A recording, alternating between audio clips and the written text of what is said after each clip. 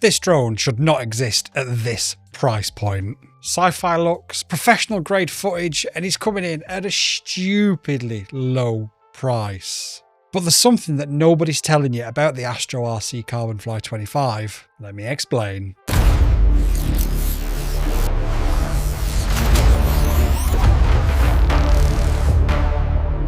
What's up everybody? So I've been flying this thing now for weeks on end, and I need to talk about it because I think it might just be one of the most underrated sleeper drones of 2025. The Carbon Fly 25 from Astro RC is turning heads for the right reasons, but also maybe one wrong reason, and we'll get to that. In this video, I'm going to break down everything from the wild design, the O4 Pro, and those built-in LEDs, which actually do serve a purpose. And most importantly, whether you think this is a cinematic rig, and most importantly, whether you think this cinematic rig is something you should buy or not. Stick around because the footage will blow your mind. Let's address the elephant in the room, because when you first see this drone, especially if you see it in the sky with those weird shaped angled ducts, you're going to think to yourself, what on earth is that? It's like something from X-Files and Stargate. It is bonkersly brilliant and I absolutely love it. It's like it's something straight out of Blade Runner, because those prop guards are ducts, but they're also prop guards. I don't know how much efficiency they are going to create, but it just looks so good, and everything's well protected. As we saw with the Carbon Fly 80, the little brother to this, with analog, that I crashed into a goalpost in freezing conditions and I only broke one blade of a prop.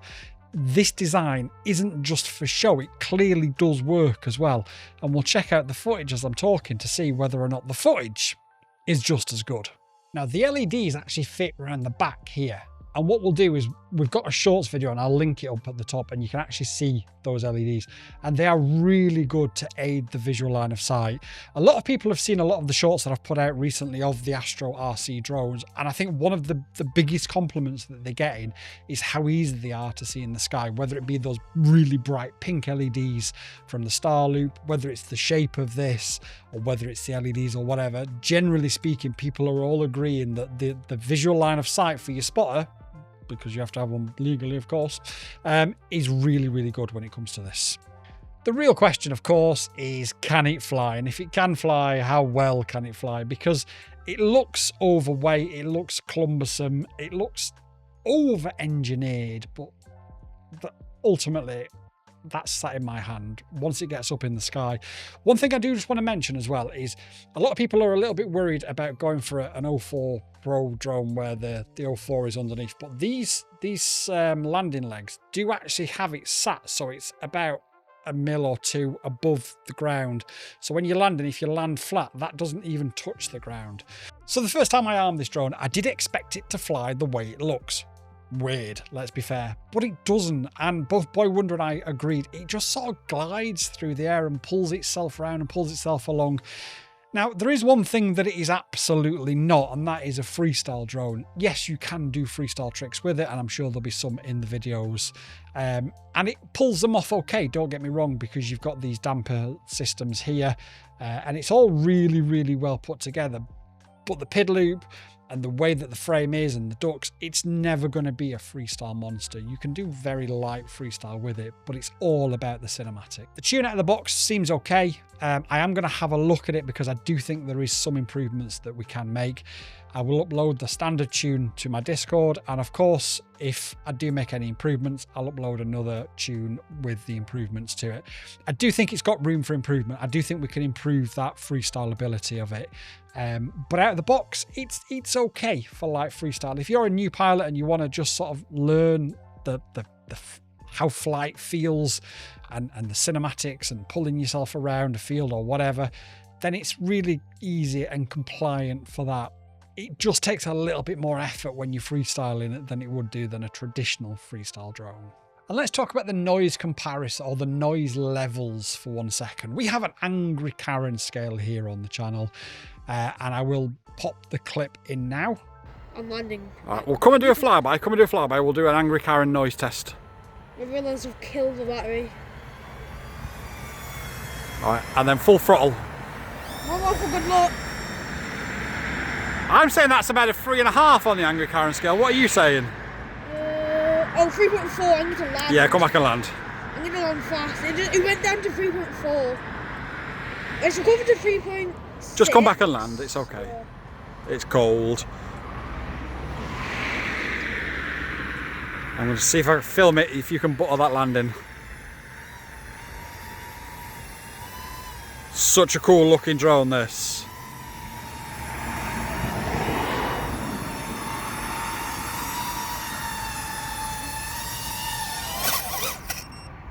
Not bad! Yeah. We both agreed, Boy Wonder and I, that it was about 3.5 to 4 angry Karens out of 10.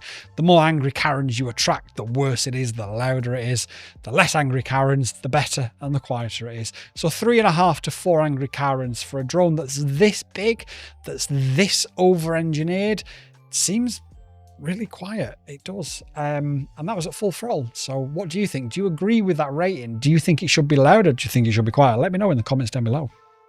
So you can fit different size of batteries depending on the width and the height of them. Obviously this Velcro strap will take a much thicker battery, such as these GNB 880s.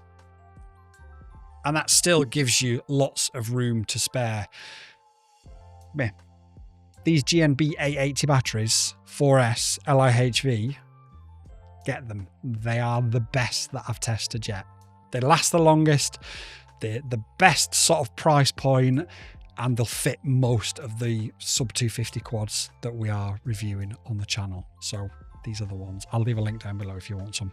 Now, whilst I'm talking about sub 250, if you are using a 660 mAh GNB battery, you're going to get around about 4 to 5 minutes flight time. And with that 4 to 5 minutes flight time, this drone will come in at 243 grams. Really important now that the law's been changed in the UK, or it will have been, because obviously these don't have class C1 markings on them, so we don't have the same freedom as the camera drone guys, because we haven't got a slow speed mode. Now it's going to be really, really interesting if Betaflight decide to build in a low speed mode. I don't know how they will do it. I guess it's going to be via GPS. But if they build in a low speed mode to Betaflight, does that mean we will then retroactively be able to apply for C1 labels to everything under 249 grams that has a low speed mode in Betaflight? I don't even know if that's a conversation happening with the Betaflight devs. That's just something that's gone through my head in the past few days. I hope it's a conversation that's happening with them. If that will lead us to be able to add our own C1 class labels to these 249 gram and below drones. It's going to be a really interesting one moving forward. Now let's talk about what really matters, the image quality, because you can have the smoothest flying brick in the world, but if the footage looks like a potato, nobody cares. The Carbon Fly 25 comes with the DJI O4 Pro, and let's be honest with you, 4K at 60 frames per second, beautiful color science, excellent dynamic range. I mean, I get a lot of stick, especially recently because of the DJI ban in America, for showing too many DJI O4 Pro quads. And I'll forever say this, if a manufacturer comes along and offers something better, then that will be showcased more than what the O4 is. I have no affinity to DJI. I'm not sponsored by DJI. I have to fund my own O4 Pros. So if a company, Bob's Drone Systems, come along and they offer something as good as or better than the O4 Pro that's at a similar or even lower price point, my arse has gone. Like, there's no question about it. So I get some of your American frustrations because of the situation, but remember the O4 Pro is certified. It's going nowhere. You can still buy it and you can still fly it. So obviously when the O5 comes out and the O6 comes out, if your country hasn't seen a little bit of sense by then, I can understand why you'd be getting a bit jealous. But as it stands, buy the best available. The O4 Pro is amazing. And it means you don't have to carry a GPS as well. Are DJI a great company? No. Are most companies great? Not really, let's be honest. But we're in this hobby to have fun. And if we have fun by using the best possible equipment, what's the problem? Anyway, that's me on my soapbox. I better get down. Obviously, with the O4 Pro, you do see limitations in low light, but as you've seen in the past few weeks, I've done a couple of fireworks shoots. I've been asked to do a couple by sponsors. We've supported local retailers by buying fireworks from them. We could have bought them from anywhere in the world because the suppliers are the ones that have got them for us. But we've supported local retailers. And I think that's really important that you do support your local retailers. But, you know, the point being is the O4 Pro, it has got limitations in low light. But as we've seen, if you give it enough light with the fireworks, it will still produce beautiful, stunning footage, even in lower light. It's just a bit of an issue when you're coming into land and those fireworks have stopped. You can't see anything, but not many people are going to be doing that, so don't worry too much. Now, this is where it gets a little bit interesting with this, because the flight controller is a design that houses absolutely everything, including an ELRS receiver as well. I often get asked a question, okay, but how far will it fly? Now, legally speaking, I have to always answer with the legal answer. And it'll fly as far as you can see it, or as far as your spotter can see it if you fly an FPV.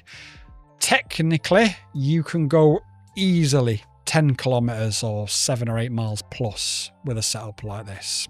Easily.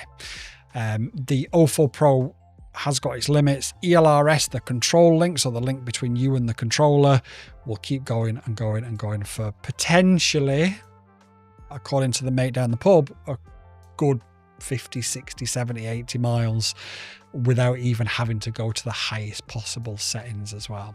That's what the guy down the pub told me, of course. Now, the one thing it doesn't have, which I find really bizarre, is it doesn't have a GPS installed on it. There is plenty of space to install one if you are so inclined. But the Starloop 20 that we're going to review in a couple of days is a lesser spec'd version, a less serious version, but that has got GPS. So I'm not sure why they haven't put a GPS on this, because I think this would be brilliant with GPS, but there is space there on that mount at the top to install a GPS if you so desired. Is it perfect? No, I don't think anything is. And I'll always be able to say that about everything. Until something comes along that is genuinely perfect, I'll admit that it's not perfect. But for indie filmmakers, for people who want to do maybe real estate in larger places, you can have a longer battery, you can have more thrust, you can be in and out of the property. You want to fly around people, you're sub 249 grams, and you've got prop protectors as well. So, who should actually buy this thing? Well, let me break it down. Content creators who need B-roll, absolutely. The footage quality is there, it's easy to fly, and you get good shots that are as impossible or expensive with more traditional drone equipment. Real estate videographers, absolutely. You might want a gimbal drone for interiors, but exteriors and fly-throughs, this is something that will excel at it. Now, beginners to FPV, and this is where it gets a little bit interesting, I think. If you want to learn cinematic cruising and the feeling of flight without the soul-crushing costs and limitations of a pure thoroughbred freestyle machine, it's stable, it's forgiving, it's easy to fly, and it produces great footage from day one. So this is something to absolutely add to your consider list. I'm not telling you to buy it, I'm not telling you not to buy it, but it's something to consider. It's just so easy to fly and it's not loud. A lot of these with ducks are so loud, and we are going to do a mega noise comparison eventually. But this isn't. Who would I recommend this to not be for? Well, anybody who's a racer, a pure freestyle pilot, who wants to do nothing but acrobatic moves. That's not what this is designed for. This is designed for cinematic, chill, cruising, that sort of stuff. Yes, you can freestyle it, but if you want to buy something to freestyle, this is not the one. And honestly, I respect the focus of it, because it's not trying to be everything to everybody. So it doesn't become that jack of all trades and master of none. It says, look, I am going to sit here and I am going to do cinematic, I am going to do cruising, and that is what I'm for. And it does it really, really well. Whereas when you compare it to other drones that try and do a bit of everything, they do a bit of everything, but not as well as they could do if they was just specific for specific things. So here's the bottom line. The Astro RC Carbon Fly 25 is one of the most interesting releases I've tested this year. It's weird looking for sure, but it flies beautifully, produces stunning footage, and costs way less than it should. And it actually delivers on its promise of accessible cinematic FPV. The O4 Pro integration is seamless, the ELRS control system is rock solid, and those LEDs genuinely are useful. The overall package just works really, really well. Is it perfect and everything to everybody? No, it isn't, but it knows what lane it's sitting in and it's happy to do that. And the things it does do really, really well, it does do really, really well. If you're on the fence about getting into cinematic FPV, or you're a creator looking for a budget-friendly way to add drone footage to your arsenal, I genuinely think this is something you should add to your list to consider. Astro RC, if you actually are watching this is brilliant. Like, I love how different this is. I love how easy this is for newbies to fly. I even let Boy Wonder fly with 0 expo today, and like, check the footage, that's all I can say. Nailed it. Really, really, really good. Astro RC have come from nowhere with the most weirdest designs I've ever seen, and so far I've got no complaints. Like, I'm really impressed. All right, well, that's it for this review. If you haven't already, hit the like button, hit the hype button if you're watching this after the premiere's finished. Please do that, because that really does help us push to levels unseen before by man or beast, possibly. And if you haven't already, drop a comment and let me know down below. Would you consider flying something that looks as weird and as sci-fi and as futuristic as this? Or is it a hard pass from you? Please make sure you subscribe for more crazy FPV content. I promise you 2026 is going to get even more wild. Now, there is going to be links down below. Some will be affiliates. I'll mark them as affiliates. If you've got any questions, drop them in the comments down below, as always. Now, if you will excuse me, I've got around about 40% battery left on this thing, and I want to get back out there and fly before the light and the year finishes. Peace!